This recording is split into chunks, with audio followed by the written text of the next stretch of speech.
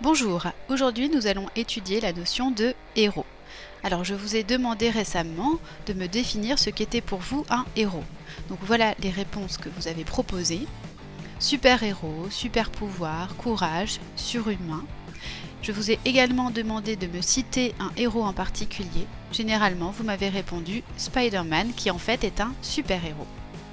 Donc aujourd'hui nous allons faire le lien entre vos définitions et celles que l'on va retenir. Et à partir de maintenant, je vous invite à prendre des notes en tenant compte des mots-clés des diapositives qui suivent, en plus de mes explications.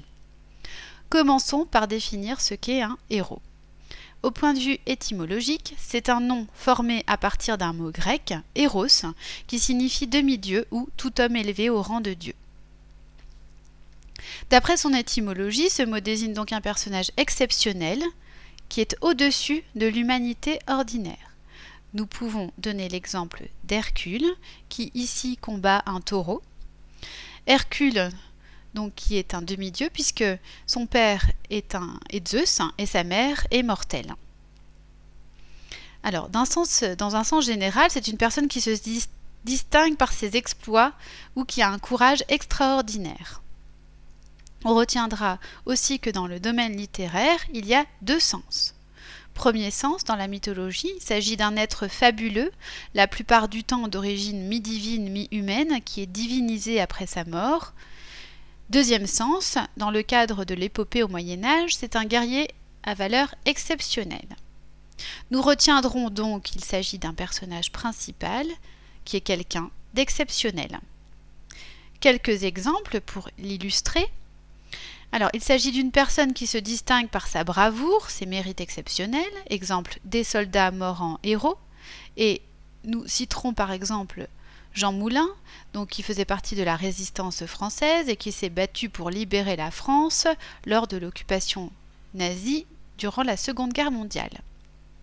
Cela peut être également un personnage principal d'une œuvre littéraire, et là nous citerons par exemple Phèdre, qui est donc l'héroïne de la tragédie de Racine.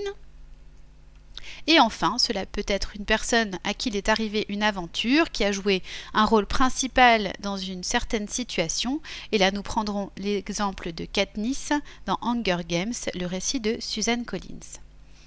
Alors, cette notion de héros ne date pas d'aujourd'hui, évidemment. Elle provient donc de l'Antiquité, avec Homère, qui a nommé donc ce mot héros pour la première fois dans ses récits. Et il s'agit donc d'un héros qui est un guerrier exceptionnel. C'est un homme ou un demi-dieu et on le retrouve dans les mythes, c'est-à-dire un récit imaginaire mais qui a un caractère religieux. Alors, ici il s'agit des héros antiques, mais l'on peut retrouver aussi des héros médiévaux. Il s'agit d'un héros qui est un homme valeureux, courageux, vertueux, souvent un chevalier qui est au service de son roi. Là, on va le retrouver dans les légendes. Et on peut donner l'exemple de Perceval, qui est au service du roi Arthur et qui fait partie des chevaliers de la table ronde. Alors, on a aussi des héros modernes. Grâce au roman, le héros devient un aventurier. Il est beaucoup plus réaliste. On peut citer l'exemple de D'Artagnan ou alors de Cyrano de Bergerac d'Edmond Rostand. Cela peut être un héros national. On va citer Jean Moulin, que l'on a vu tout à l'heure.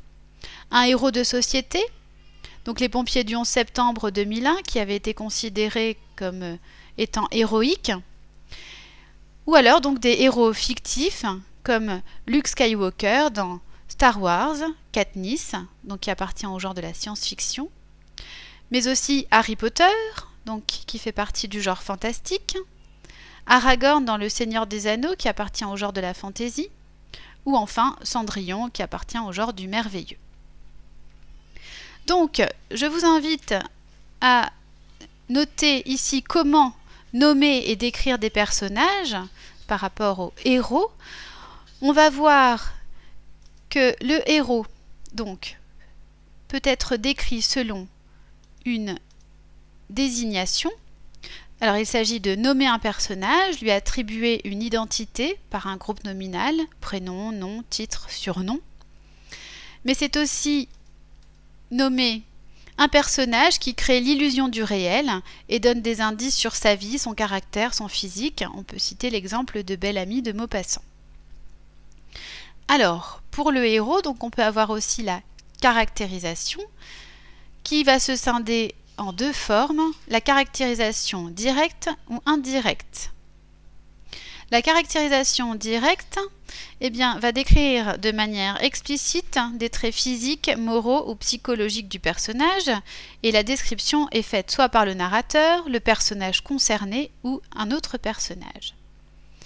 La caractérisation indirecte va donner des informations implicites sur le personnage par rapport à sa façon de parler, de se vêtir, d'agir. C'est alors au lecteur d'interpréter ces informations. Alors, quels sont les outils pour marquer la caractérisation? Eh bien, afin de réaliser un portrait de personnage, on peut choisir des expansions du nom, alors avec les adjectifs qualificatifs, un sourire glacial, un groupe nominal introduit par des prépositions à, de, en, exemple un regard de braise, une proposition subordonnée relative, exemple une attitude qui dérange. On peut également utiliser l'outil du lexique, du caractère et du comportement, exemple aimable, sociable, envieux, avare.